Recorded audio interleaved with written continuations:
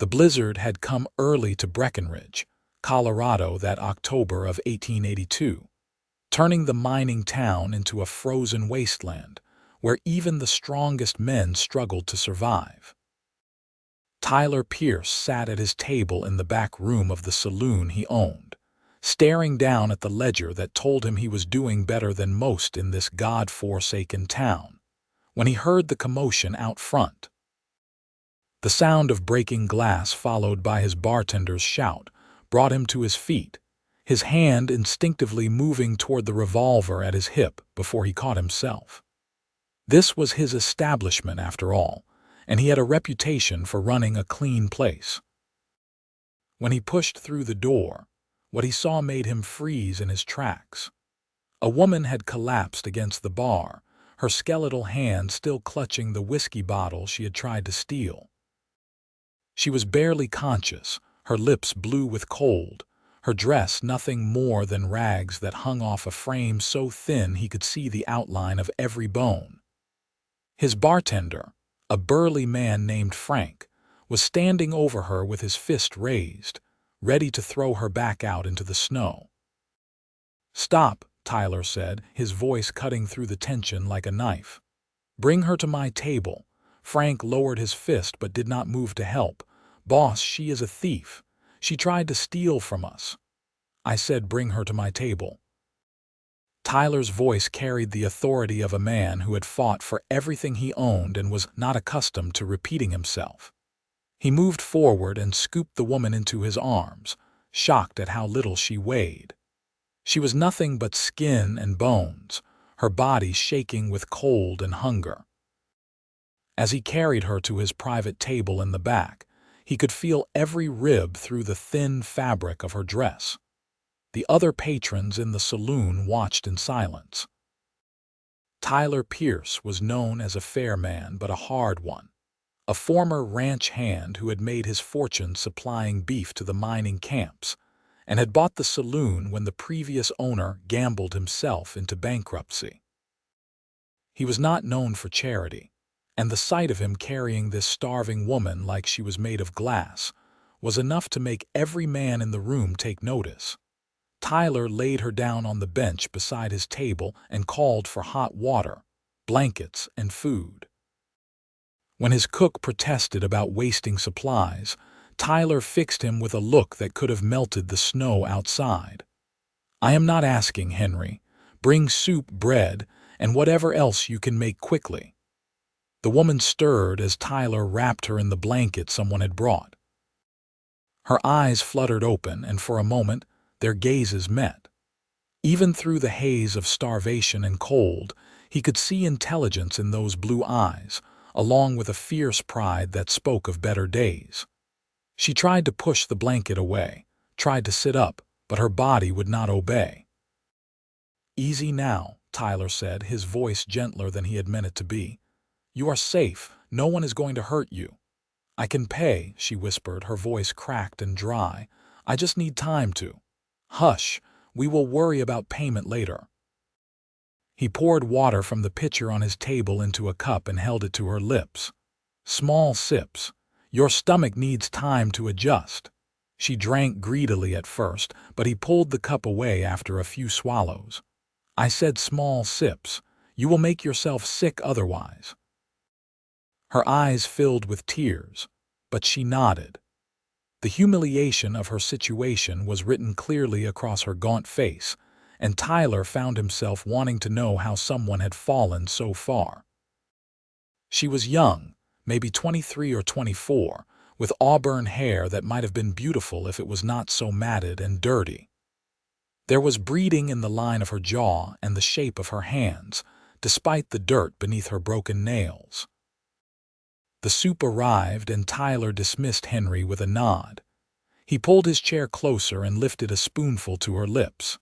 She hesitated, her pride warring with her hunger, but hunger won. She ate slowly, her eyes closing with each swallow as if the simple act of consuming warm food was a religious experience. "What is your name?" Tyler asked after she had eaten half the bowl. "Margaret," she whispered. "Margaret Collins." Well, Miss Collins, I am Tyler Pierce. This is my saloon, and you are welcome to stay here until you get your strength back. Her eyes snapped open, suddenly wary. Nothing in this world comes free. What do you want from me? The question stung more than Tyler cared to admit. I want you to eat this soup and get warm. That is all. Men like you do not help women like me without expecting something in return. Men like me. Tyler set the spoon down, his jaw tightening. You do not know me well enough to make that judgment, Miss Collins. I am offering you a hot meal and a warm place to rest. If you would rather go back out into the blizzard, the door is right there. She flinched at his harsh tone but did not apologize. Instead, she reached for the spoon with a trembling hand. I will feed myself. Tyler handed it over and leaned back in his chair, watching as she ate. Her hand shook so badly that she spilled more than she managed to get in her mouth, but her determination was clear. This woman had spirit, and that interested him far more than he wanted to admit. When she had finished the soup and half the bread, her eyelids grew heavy. Tyler called for one of the saloon girls who rented rooms upstairs. Sarah, take Miss Collins up to the spare room at the end of the hall. Get her cleaned up and put her to bed. Sarah, a blonde woman in her 30s who had seen enough of life to be practical about most things, took one look at Margaret and nodded. Come on, honey, let us get you warm. Margaret tried to stand, but her legs would not hold her. Tyler was on his feet in an instant, catching her before she fell. I have got you, he said, and lifted her again. This time she did not protest, her head falling against his shoulder in exhaustion. He carried her up the narrow stairs to the second floor, where the saloon girls kept their rooms. The spare room at the end was small but clean, with a real bed and a window that looked out over the street. Tyler laid Margaret down on the bed and stepped back to let Sarah take over. Thank you, Margaret whispered, her eyes already closing. I will repay you somehow. Get some rest, Tyler said, and left before he could say anything else. Downstairs, Frank was wiping down the bar with more vigor than necessary. You have got a soft heart, boss. That is going to cost you one day. Mind your own business, Frank, and pour me a whiskey. Tyler took his drink to the window and stared out at the blowing snow. The blizzard showed no signs of letting up, and the temperature was dropping fast. Anyone caught outside tonight would not survive until morning. He found himself thinking about Margaret Collins, about the desperation in her eyes and the pride in her voice. What had driven her to this point? Where had she come from, and where had she been trying to go? He finished his whiskey and poured another, a habit he had developed during the long, lonely nights in the saloon. He was 30 years old, and despite the success he had built for himself, he felt no closer to contentment than he had when he was a penniless cowboy working other men's cattle. The saloon made money, his investments in the mines were paying off, and he owned more property than most men in Breckenridge could dream of. But at the end of each day, he went home to an empty house and wondered if this was all there was. The blizzard raged for 3 more days. Tyler checked on Margaret each morning, bringing her breakfast himself and sitting with her while she ate. She was stronger each day, the color returning to her face and the sharpness to her eyes. On the second day, she managed to sit up on her own. On the third, she was out of bed and sitting in the chair by the window.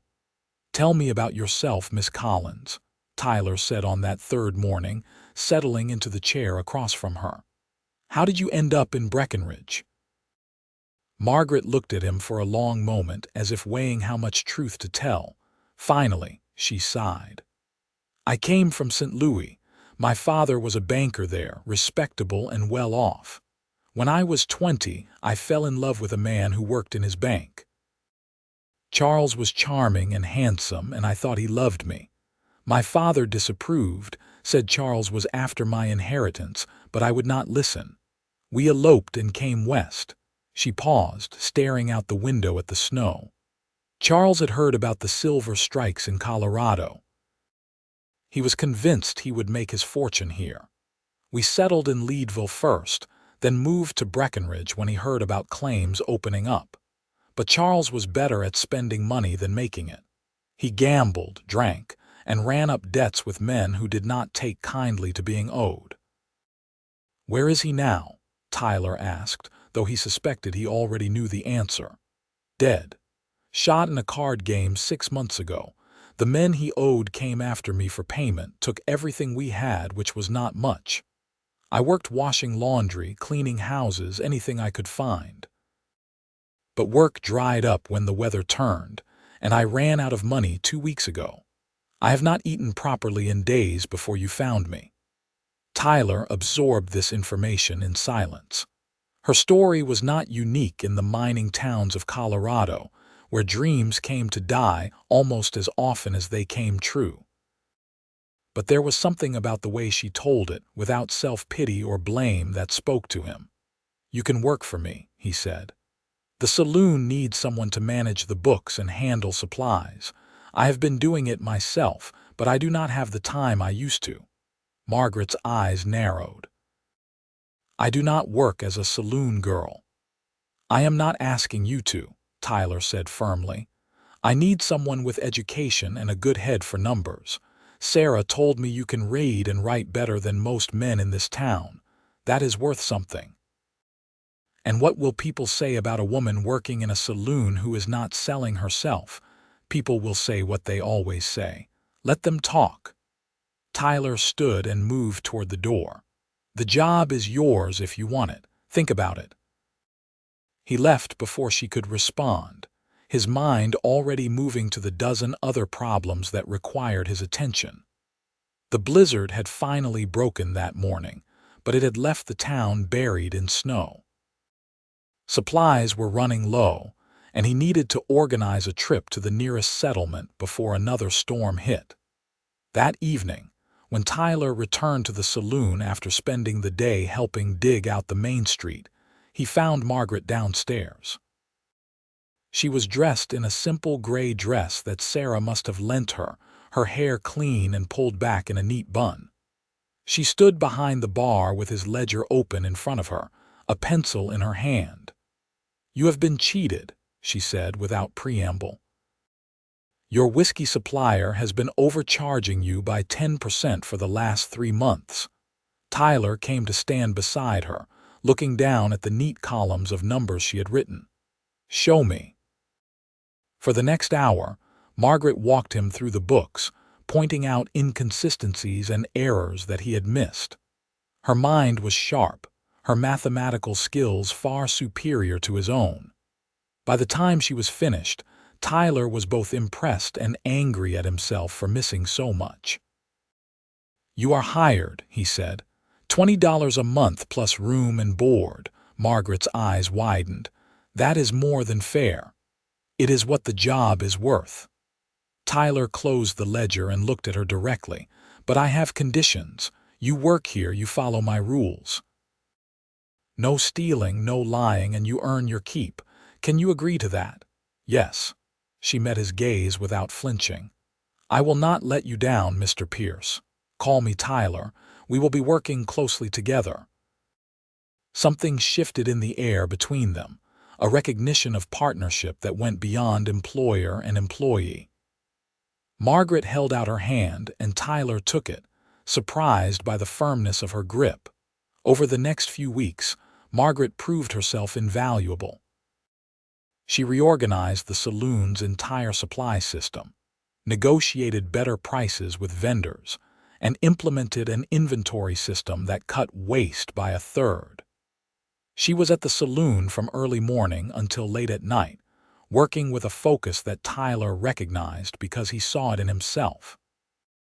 They fell into a comfortable rhythm. Tyler would arrive each morning to find hot coffee waiting and a summary of the previous night's receipts on his desk. They would discuss the day's business over breakfast, and then Margaret would handle the administrative work, while Tyler dealt with the physical demands of running a saloon in a rough mining town. But it was the evenings that Tyler found himself looking forward to most. After the dinner rush, when things quieted down, he and Margaret would sit at his table and talk. She told him about growing up in St. Louis, about the books she loved and the music she missed. He told her about his years working cattle drives, about the loneliness of the trail and the satisfaction of honest work. One evening, about a month after Margaret had started working for him, Tyler found himself watching her as she worked on the books. The lamplight caught the red highlights in her hair, and he noticed for the first time how the worry lines had faded from around her eyes. She had gained weight, her face filling out to reveal high cheekbones and a strong jaw. She was beautiful, he realized with a start, and the realization made his chest tighten. Margaret looked up and caught him staring. "Is something wrong?" "No," Tyler said quickly, looking away. "I was just thinking." "About what?" He could not very well tell her the truth, so he improvised. "About expanding. The saloon is doing well enough that I have been thinking about buying the building next door and knocking through the wall, double our space." Margaret set down her pencil, her business mind immediately engaged. "That would require significant capital." "Do you have the funds available?" "I have enough. The question is whether it is worth the investment." They discussed the idea for the next hour, Margaret making notes and calculations while Tyler outlined his vision. By the end of the conversation, she had created a detailed business plan that showed the expansion would pay for itself within 2 years. "You have a remarkable mind," Tyler said when they were finished. Margaret blushed, a rare show of vulnerability.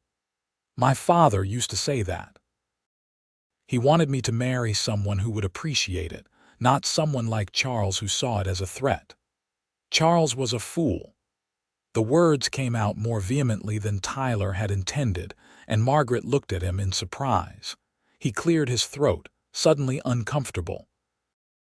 "I mean, any man who would not value intelligence in a woman is not worth having." "Thank you, Tyler. That means more than you know." The use of his first name sent a warmth through Tyler's chest that had nothing to do with the whiskey he had been drinking. He wanted to say more, to tell her that he thought about her constantly, that she had become the best part of his days.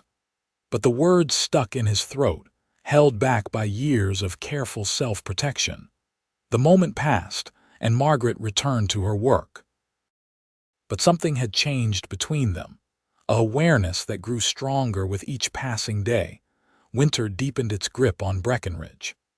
The snow piled higher, and the temperature dropped so low that men were getting frostbite just walking from one building to another.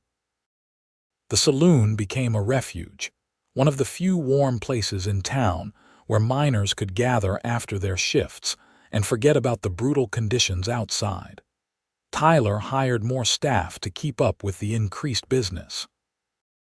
Margaret trained them all, managing the operation with an efficiency that impressed even the most skeptical of the old-timers who had initially scoffed at a woman doing bookwork. She earned their respect through sheer competence, and Tyler felt a fierce pride watching her command the room. But there were challenges too. Not all the men who came to the saloon were decent, and more than once Tyler had to intervene when someone made inappropriate comments or advances toward Margaret. The first time it happened, he grabbed the drunk miner by the collar and threw him out into the snow with such force that no one dared try it again. "You did not have to do that," Margaret said afterwards, though her voice was shaky. "I can handle myself. I know you can. But you should not have to." Tyler's jaw was tight with anger. "Any man who disrespects you disrespects this establishment, and I will not tolerate it." Margaret's eyes softened. "You are a good man, Tyler Pierce, better than you give yourself credit for." The compliment stayed with Tyler for days, warming him in a way the fireplace never could. He found himself seeking out excuses to spend time with Margaret, to hear her laugh or see her smile.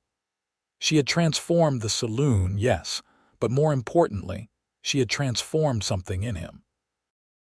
The loneliness that had been his constant companion for years was fading, replaced by something he was afraid to name. Christmas came to Breckenridge with another blizzard. Tyler closed the saloon on Christmas Eve, giving his staff the night off to spend with their families or in whatever way they chose. He had planned to spend the evening alone in his house, as he had done for the past several years, but found himself inviting Margaret instead. "I am not much of a cook," he admitted as they walked through the snow to his house at the edge of town, "but I have a decent roast and some vegetables we can manage." "I can cook," Margaret said. "My mother insisted I learn, even though we had servants.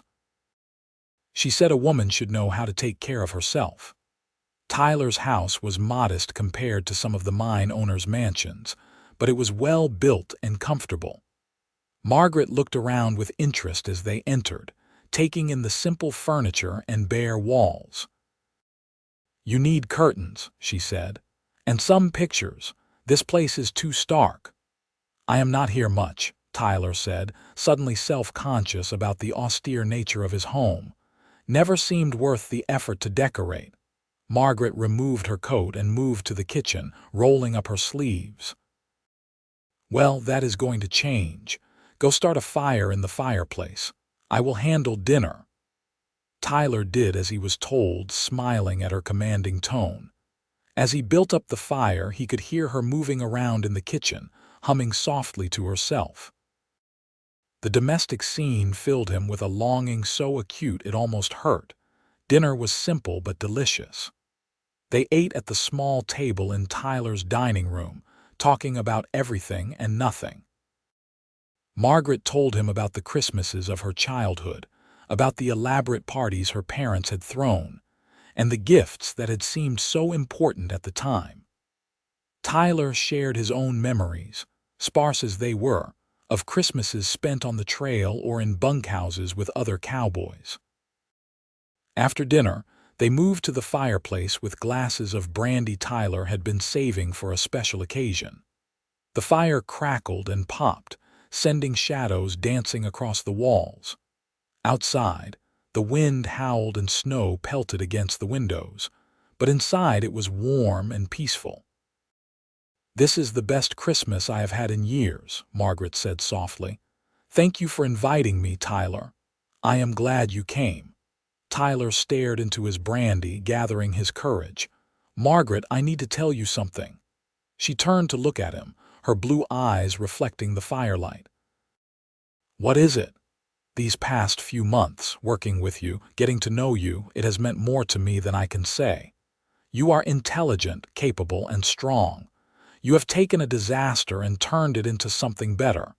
You have done the same for my saloon and—" He paused, his heart hammering in his chest. "You have done the same for me." Margaret's breath caught. "Tyler." "I am not good with words," he continued, needing to get it all out before he lost his nerve. "I am just a cowboy who got lucky. But I know how I feel, and I know that I have not felt this way about anyone before. I think I am falling in love with you, Margaret Collins." The silence that followed seemed to stretch forever. Tyler's hands gripped his glass so tightly he was surprised it did not shatter. Finally, Margaret set down her own glass and moved closer to him on the couch. "I have been trying not to feel the same way," she said quietly. "After Charles, I swore I would never trust a man again, but you are nothing like him. You are honest and kind and decent. You saved my life, Tyler. Not just that first night, but every day since. You gave me a purpose when I had nothing. You treated me with respect when I deserved none. How could I not fall in love with you?" Tyler set down his glass with trembling hands and reached for her. She came to him willingly, and when their lips met, it felt like coming home. The kiss was gentle at first, tentative, but it quickly deepened as years of loneliness fell away. When they finally pulled apart, both were breathless. I do not want to rush this, Tyler said, his forehead resting against hers. I want to do this right. I want to court you properly the way you deserve. Margaret laughed, the sound filled with joy. Tyler Pierce, we work together every day. We already know each other better than most couples do after months of courting. Then let me ask you properly. Tyler pulled back and took her hands in his.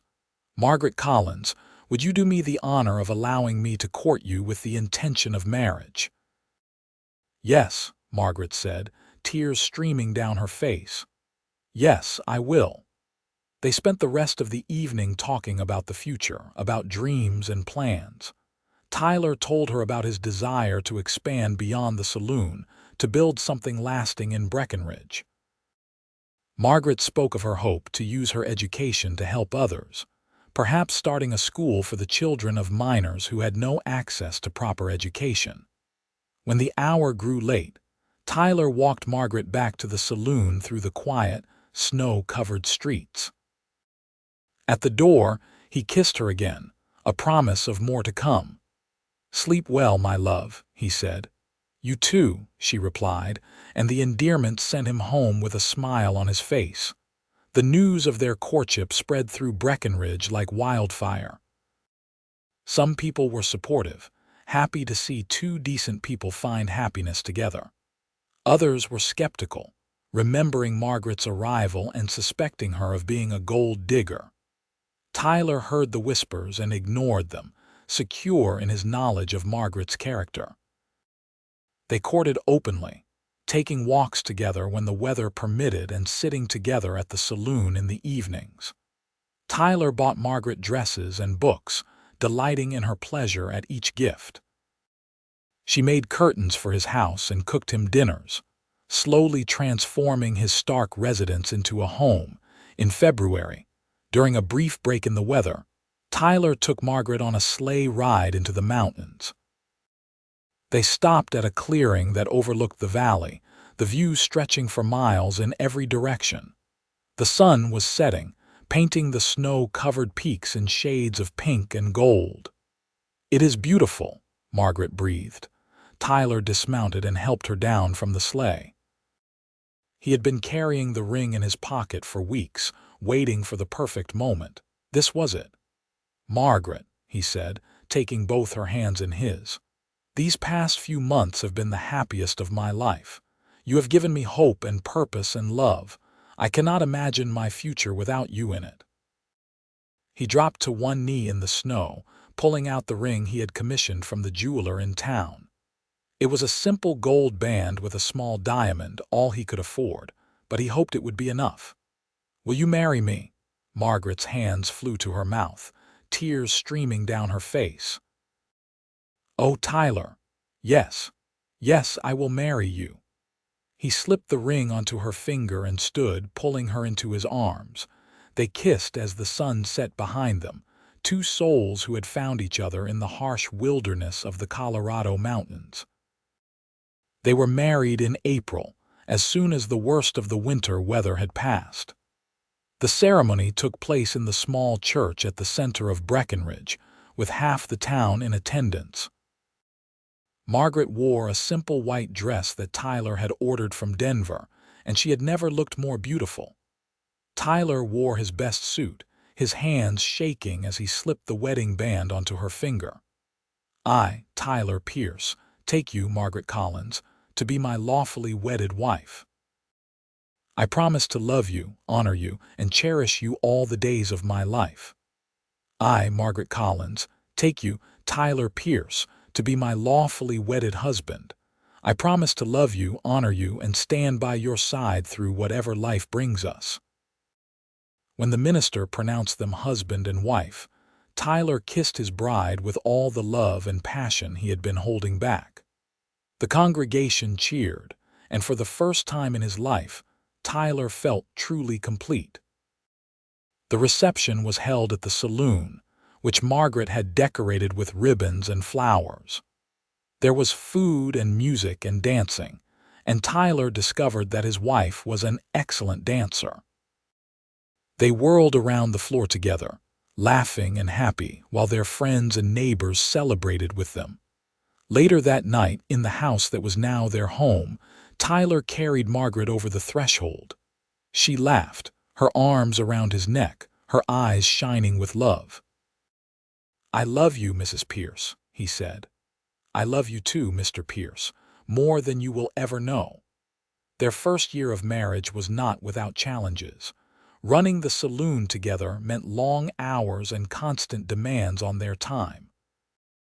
There were problems with suppliers, conflicts with drunk patrons, and the ever-present danger of fire in a town built largely of wood.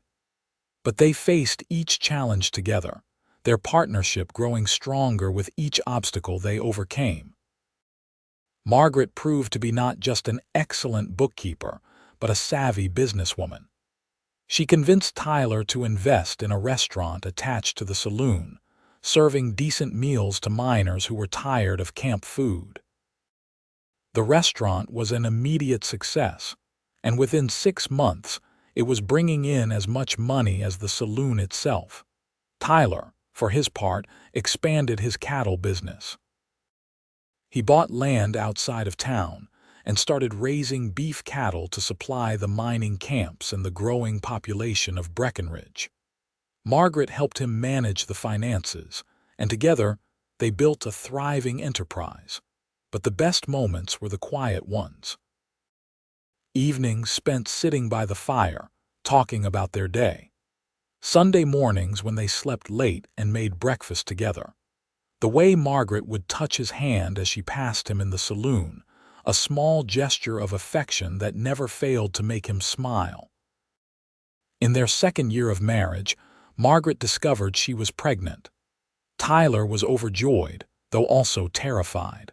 Childbirth was dangerous, especially in a remote mining town with limited medical facilities.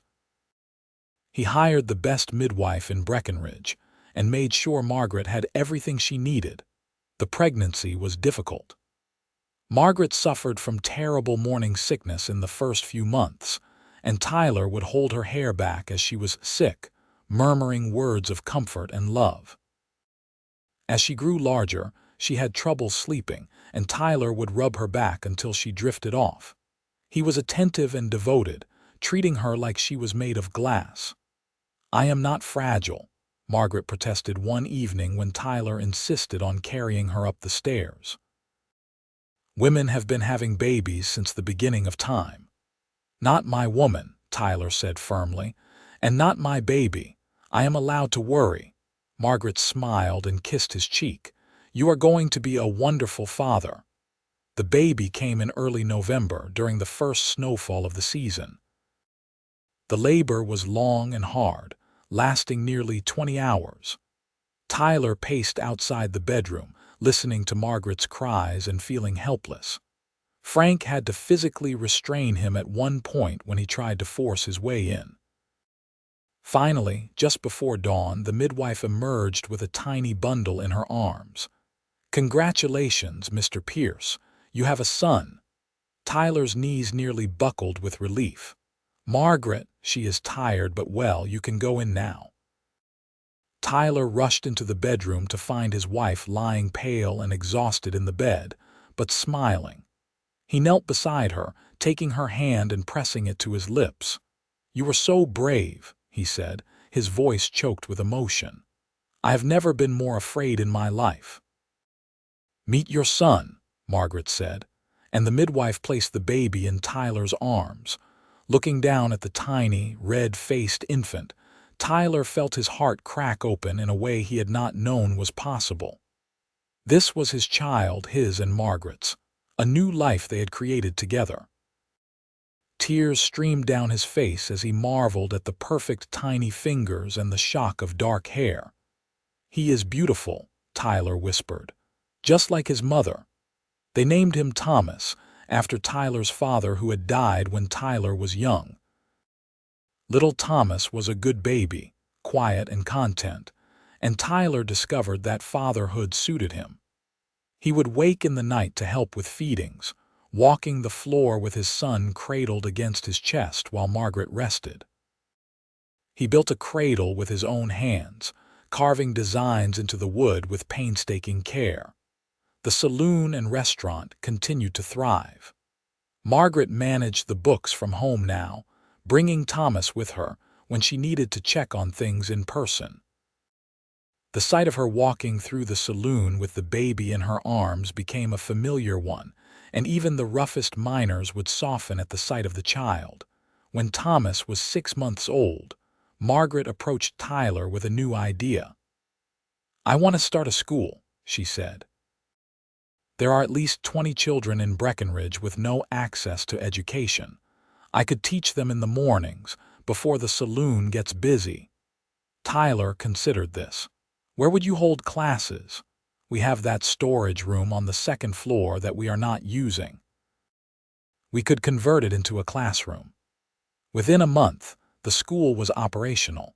Margaret taught reading, writing, and arithmetic to children ranging from age 6 to 14. She charged a small fee for those who could afford it and taught for free those who could not. The school was a success, and Margaret glowed with the satisfaction of doing meaningful work. Years passed in a blur of happiness and hard work. Thomas grew into a bright, curious boy who had his mother's intelligence and his father's determination. When he was 3, Margaret became pregnant again. This time the pregnancy was easier, and she gave birth to a daughter they named Mary, after Margaret's mother.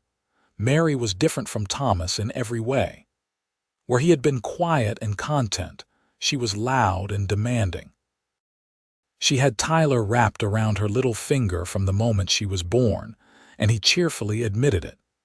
He would do anything for his little girl, and Margaret would laugh as she watched him play dolls or have tea parties with solemn concentration. The children brought new depth to Tyler and Margaret's relationship. They were partners in everything now, building a life that extended far beyond the saloon.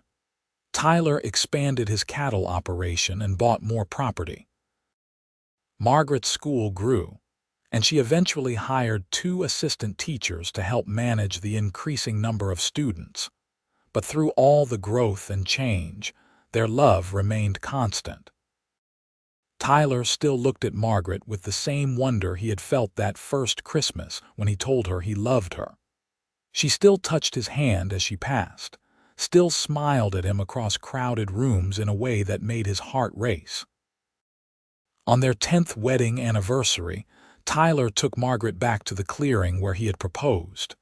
The children were staying with Sarah for the night, giving them a rare evening alone.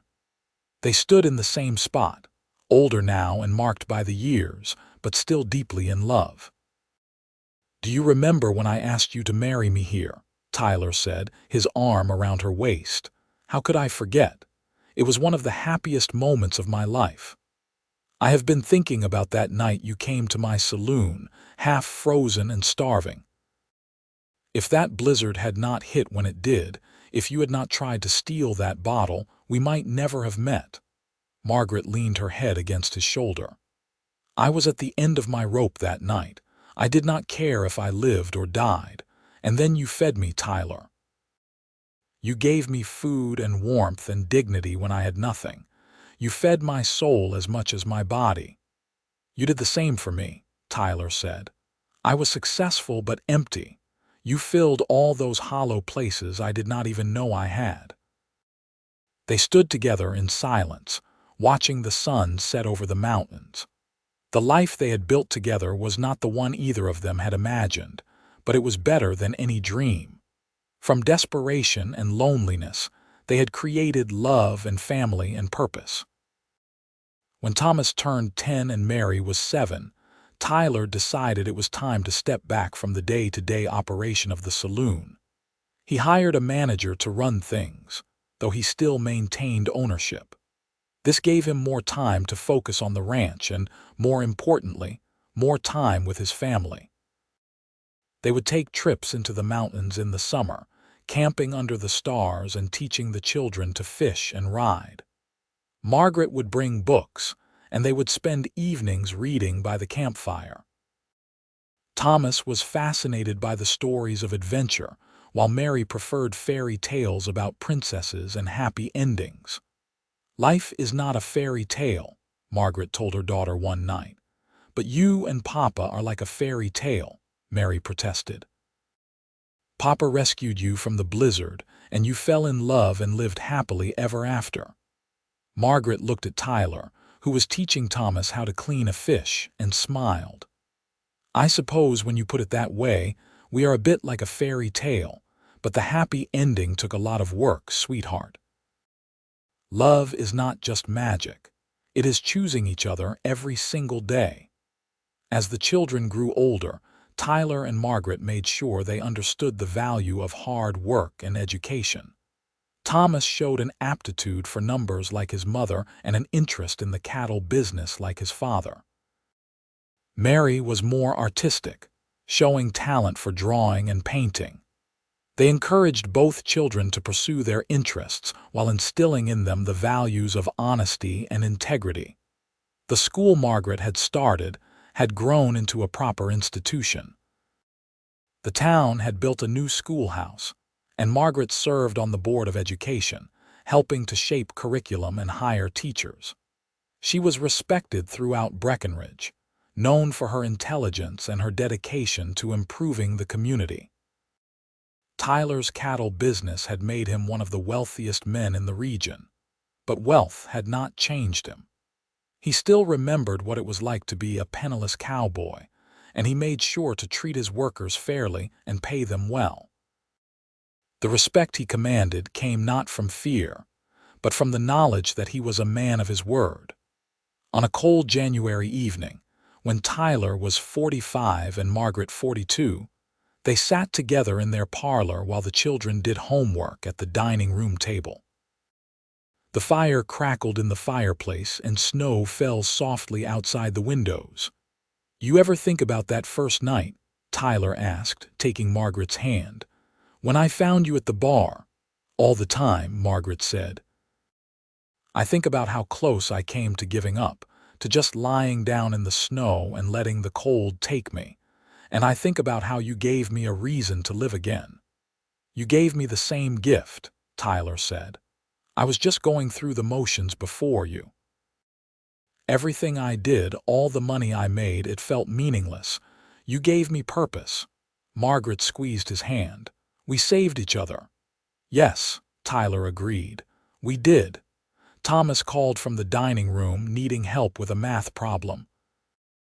Margaret rose to assist him, and Tyler watched his family with a contentment that went bone deep. This was everything he had never known he wanted. The scared, starving woman he had fed that winter night had become the center of his universe, and their love had created this beautiful life. When the children were older, Thomas went to college in Denver to study business and agriculture. Mary attended art school in San Francisco, her talent earning her a scholarship. Tyler and Margaret were proud of both their children but missed them terribly when they were gone. "The house is so quiet," Margaret said one evening after Mary had left for school. "Too quiet," Tyler agreed, "but they will be back, and someday they will give us grandchildren to spoil," Margaret laughed. "I am already looking forward to that." They had more time for each other now. They traveled, visiting Thomas in Denver and Mary in San Francisco. They took a trip to St. Louis, where Margaret showed Tyler the house she had grown up in and introduced him to the few relatives she still spoke to. They went to Texas, where Tyler showed her the ranch where he had learned to work cattle as a young man, but they always returned to Breckenridge. This mountain town had been the site of Margaret's lowest moment and her greatest happiness. It was where they had built their life together, and it would always be home. Thomas returned to Breckenridge after college, ready to take over the cattle business. He had inherited his father's work ethic and his mother's business sense, and under his management, the ranch flourished.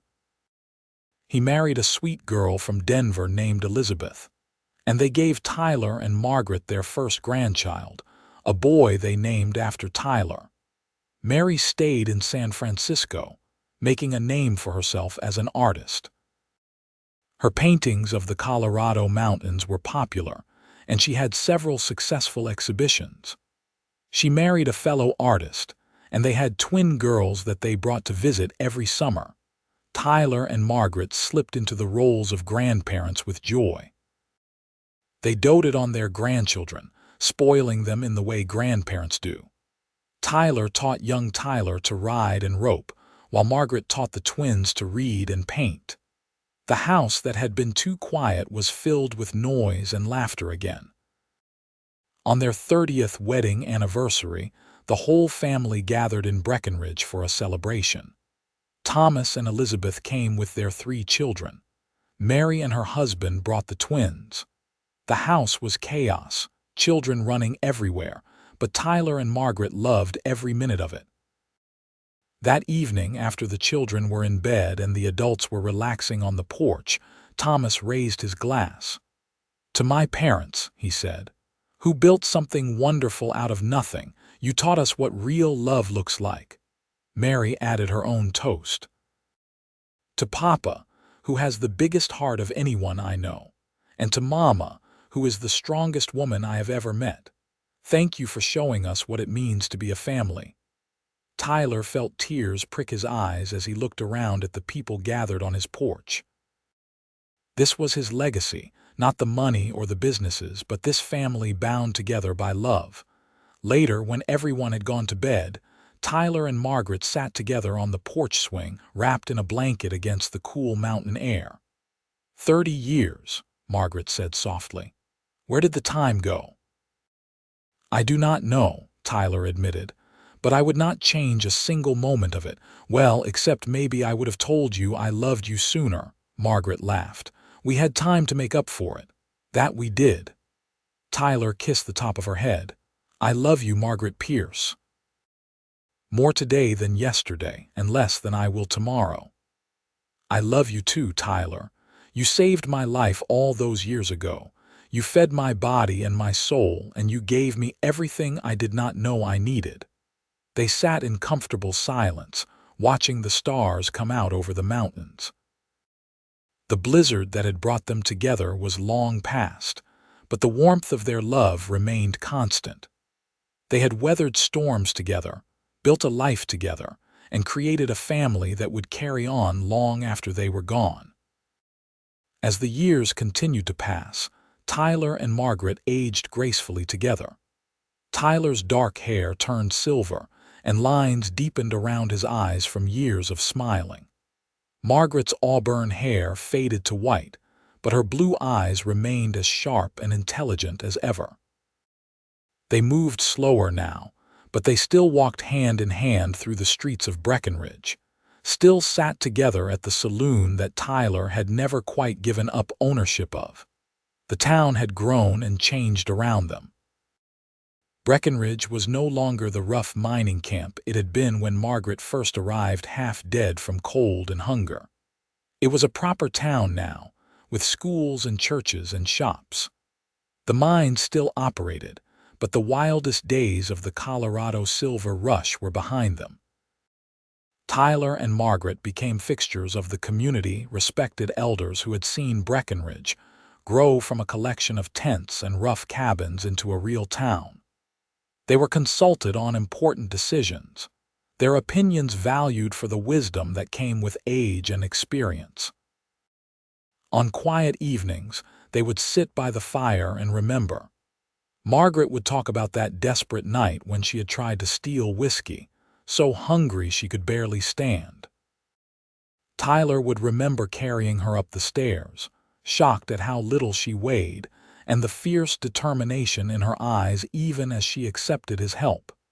You were so stubborn, Tyler would say with affection, insisting you could feed yourself even though your hands were shaking too badly to hold the spoon.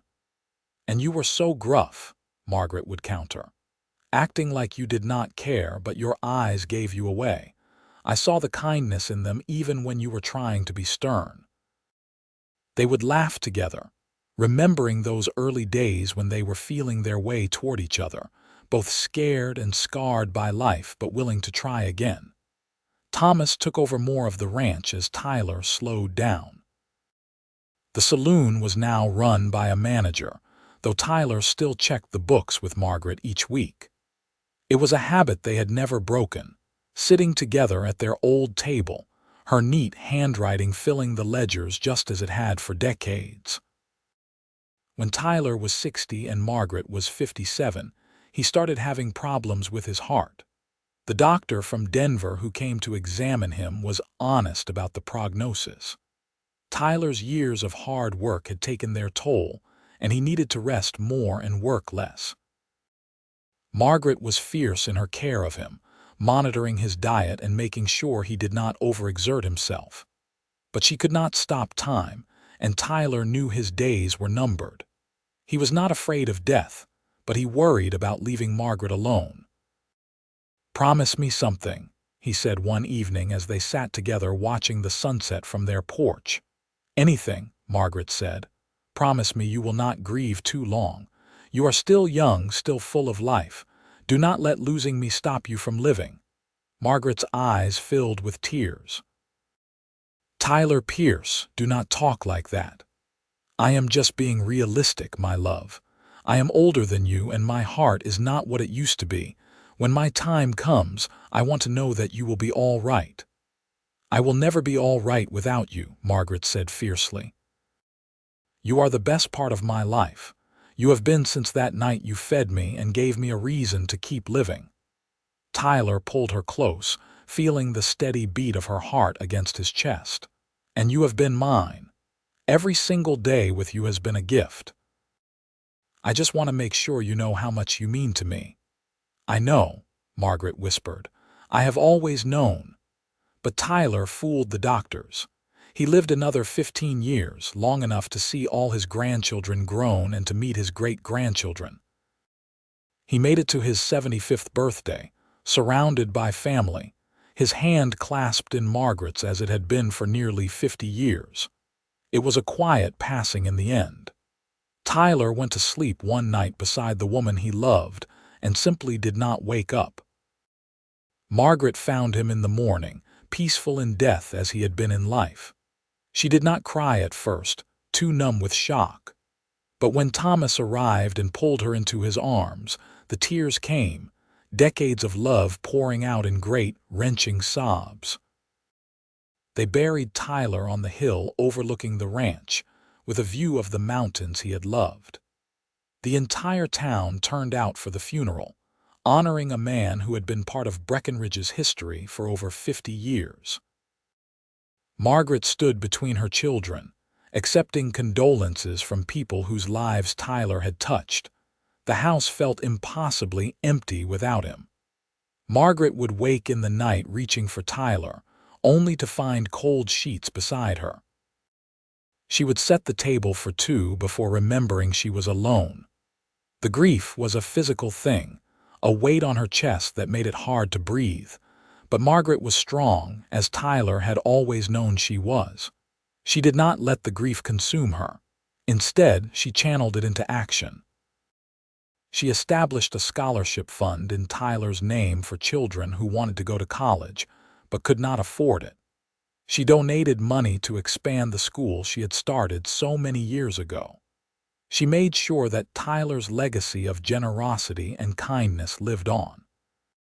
2 years after Tyler's death, on what would have been their 50th wedding anniversary, Margaret made the trip to the clearing where he had proposed. Thomas drove her, worried about his mother making the journey alone. But when they arrived, he stayed in the wagon, giving her privacy.